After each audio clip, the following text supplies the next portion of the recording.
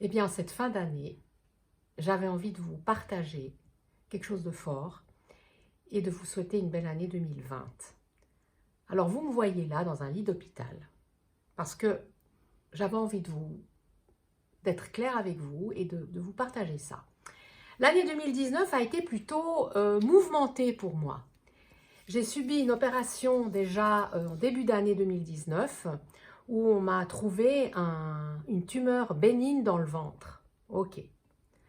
Rebelote, deuxième opération le 18 novembre 2019 où on m'a trouvé une tumeur, de nouveau au même endroit, mais cette fois-ci elle est devenue maligne. On a dû me l'enlever. En clair, on m'a enlevé une tumeur cancéreuse. Bien. Moi, je me suis dit, bon, ça y est, c'est bon. Ben non, c'était pas bon. J'ai dû aller voir une oncologue qui m'a annoncé que je devais en urgence faire une chimiothérapie pendant 3 mois, toutes les 3 semaines, et je dois être pendant 3 jours à la clinique où on me balance de la chimio pendant 3 jours. Mais moi, madame l'oncologue, j'ai pas du tout envie de faire une chimiothérapie. Moi, je vais bien. Et elle m'a dit, mais madame Borel, si vous ne faites pas de chimiothérapie, vu la tumeur que vous avez, qu'on a enlevée, quoi vous pourriez y passer dans quelques mois. C'est cela. Je me suis dit, ouais, c'est un mauvais casting, là, je me suis trompée de rôle, je suis dans un mauvais rêve, et du jour au lendemain, j'ai passé de madame la bien portante à madame la cancéreuse. Quand j'en ai parlé autour de moi, à mon entourage, pas à mon entourage proche, là qui était vraiment solidaire, mais à mon entourage, les anciens collègues, etc., pas tous, mais j'ai vu dans leurs yeux, ils ont eu tellement peur, ils ont eu peur pour moi, ma pauvre, t'as un cancer, mais ils ont aussi eu peur pour eux, parce que c'est vrai, quand on dit qu'on a le cancer, c'est vrai, les gens, quelque part, ils ont peur, je comprends ça. Ils se disent, oulala, mais la mère Borel, elle va nous foutre la chkoumoune. Alors on pense à moi, mais de loin. Mais c'est humain, parce qu'en fait, le cancer, la chimiothérapie, ça fout les jetons. On se dit, mais ça sent la mort, tout ça.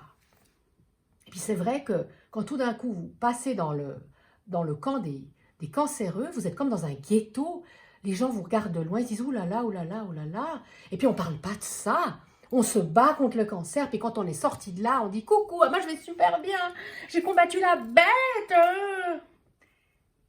D'abord, avant ça, moi j'ai envie de vous dire, mais c'est quoi la chimio? C'est quoi concrètement? Ben, c'est ce bâton plein de sacs. Alors, c'est quoi? Soyons clairs, il y a un sac là, plein de chimio, plein de liquide orange. Et là, il y a un sac plein de cortisone pour éviter d'avoir des douleurs, des nausées, etc. Mais ce qui est le plus impressionnant, c'est que ce sac de chimio, en fait, ça a l'air de rien, c'est ça la chimio? Eh bien, c'est que pour préparer ça, les infirmiers ou les infirmières, elles doivent mettre un masque, elles doivent mettre des gants, elles doivent mettre un tablier, parce que c'est tellement toxique que ça peut atteindre leur peau, ça peut brûler leur peau. Vous imaginez ce que j'ai dans le bide, ce qu'on m'envoie dans le bide. C'est Beyrouth. Mais c'est un mal pour un bien. Et je suis très confiante, très reconnaissante de toutes ces infirmières qui font un boulot extraordinaire. Et je me dis que je vais guérir. Parce que non, je ne veux pas mourir. Je me sens en vie, je me sens vivante, j'ai encore plein de choses à faire. J'ai du reste fini d'écrire un spectacle, dont je vous parlerai plus tard. Parce que quand vous êtes confronté à ça, eh ben vous allez à l'essentiel.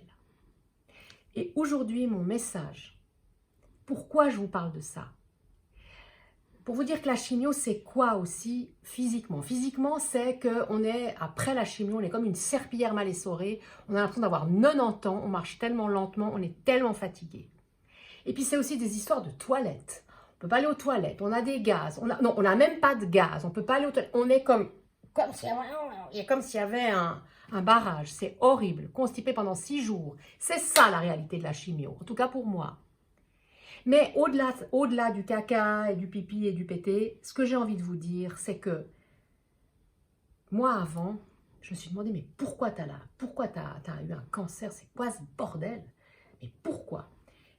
Et je me suis dit, mais ouais, peut-être avant, j'étais toujours forte, j'étais toujours bien, j'étais toujours dynamique. Je pleurais jamais et quand j'avais des larmes, je les ravalais. Je me disais, mais non, ça ira mieux demain.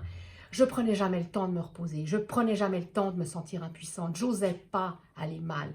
J'osais pas m'arrêter. J'osais pas être une dernière de classe. J'osais pas. Eh bien, aujourd'hui, mon message, en cette fin d'année, chers amis, j'ai juste envie de vous dire, passez une année 2020 et les autres aussi, qu'elle soit merveilleuse. Posez-vous, aimez-vous, prenez le temps de penser à vous, de vous reposer. Vous êtes fatigué, reposez-vous. Vous vous sentez nul, sentez-vous nul.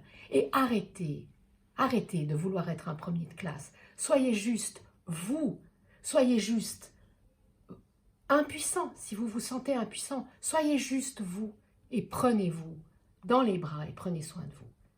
Parce que la fameuse phrase « quand on n'a pas la santé, eh bien c'est vrai.